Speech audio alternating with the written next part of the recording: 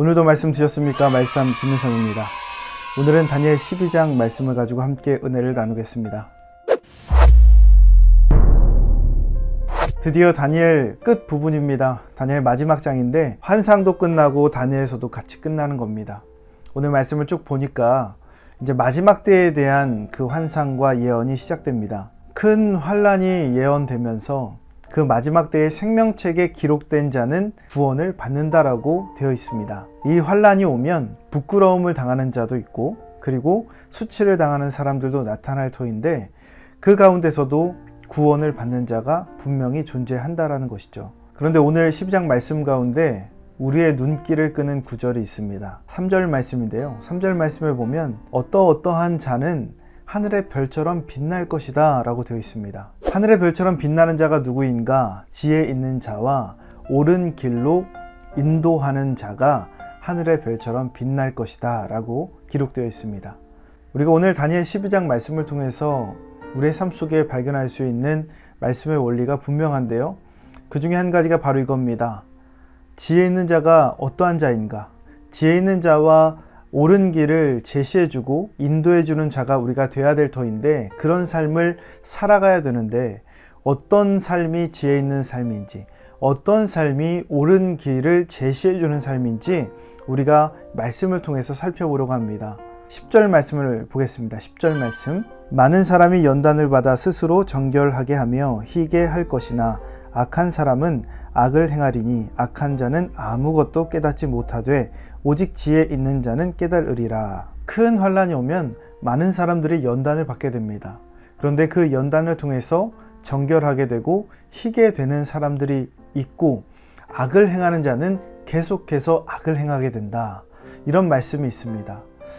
연단을 통해서 정결하게 되는 자, 연단을 통해서 깨끗하게 되는 자는 바로 지혜로운 자입니다. 지혜 있는 자입니다. 그러기에 여기서 우리가 이 관찰을 통해서 어떤 자가 지혜 있는 자인지 정리해 볼 수 있습니다. 지혜 있는 자는 의미를 아는 자입니다. 지혜 있는 자는 의미를 아는 자예요. 어떤 일에 대해서 지혜 있는 사람들은 그 일에 일어나는 그 현상을 주목하거나 그것을 바라보는 것이 아니라 그 일이 어떻게 주어졌는지 무슨 의미를 담고 있는지 이것을 통해서 내가 어떻게 변화되어 가고 어떤 반응을 해야 되는지를 그 의도와 의미를 파악하는 자가 지혜 있는 자라는 겁니다. 지혜 있는 사람들은 우리에게 주어지는 환란이나 어려움의 의미를 알기 때문에 그 어려움과 환란을 통해서 연단의 기회로 삼습니다. 자신을 연단하고 자신을 단련시키기 때문에 정결하고 희게 된다라는 겁니다. 결국에 지혜 있는 자는 우리에게 주어진 그 환란을 통해서 이 환란이 하나님을 믿는 자와 믿지 않는 자를 가리는 그 기준임을, 가라지와 알곡을 가리는 기준임을 안다라는 거예요. 그 의미를 알기 때문에 주어지는 상황 속에 넘어지지 않고 주어지는 상황 속에 무릎 꿇지 않고 주어지는 그 현상 때문에 좌절하지 않는다는 겁니다. 그러나 악한 자는 어떻습니까? 악한 자는 그저 그 일어나는 현상 그 자체에만 집중하기 때문에 여전히 계속해서 악한 일을, 악행한 일을 반복해서 짓는다는 것이죠.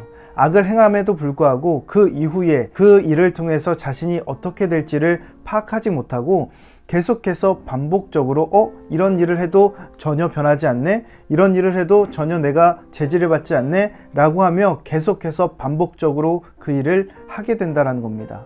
의미를 아는 자는, 의도를 아는 자는, 그리고 그 지혜로운 사람들은 자신의 실수를 반복하지도 않을 뿐더러 자신에게 찾아오는 어떠한 문제나 현상과 그 과정을 그냥 그 자체로 보는 것이 아니라 자신에게 있어서 어떤 의미가 될 수 있는 일인가를 발견하기 때문에 그 현상에 대해서 지혜롭게 대처하고 알곡의 삶으로 변화되어 갈 수 있다는 겁니다.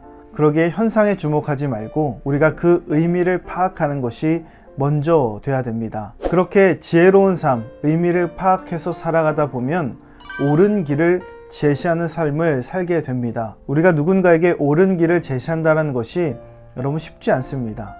우리가 누군가에게 어떤 것을 설명을 하고 설득을 하고 그것에 대해서 대화를 할 때 그 설득에 논리적인 말로 사람의 마음을 얻는 것이 쉽지 않다라는 것을 잘 알고 있습니다. 말로 사람을 인도할 수 없죠.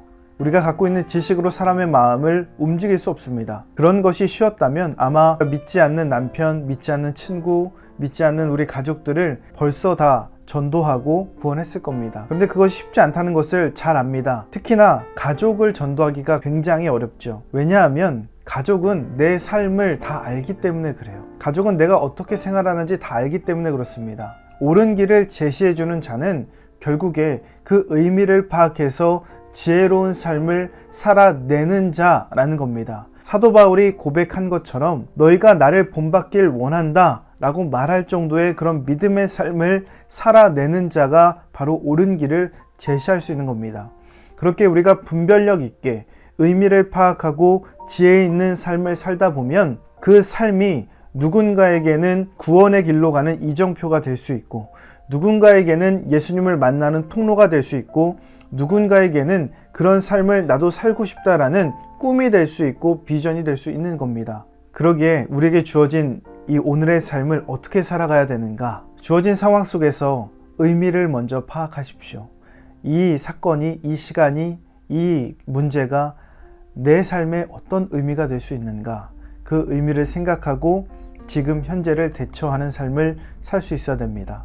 하나님이 원하시는 것이 무엇인가? 우리가 늘 생각하고 고민할 수 있어야 됩니다. 그렇게 살아가다 보면 우리의 삶을 통해서 옳은 길을 제시해 줄 수 있고, 구원의 길을 제시해 줄 수 있고, 그리고 말씀대로 살아가는 삶의 모습을 제시해 줄 수 있다는 겁니다. 오늘 하루도 우리가 그런 믿음의 삶을 살았으면 좋겠습니다. 오늘도 이 말씀으로 승리하는 저와 여러분 되시기를 주님의 이름으로 축원합니다. 오늘 내용이 도움이 되셨다면 좋아요와 구독 꼭 눌러주시고, 오늘 이 말씀이 여러분의 삶이 되기를 예수님의 이름으로 축복합니다.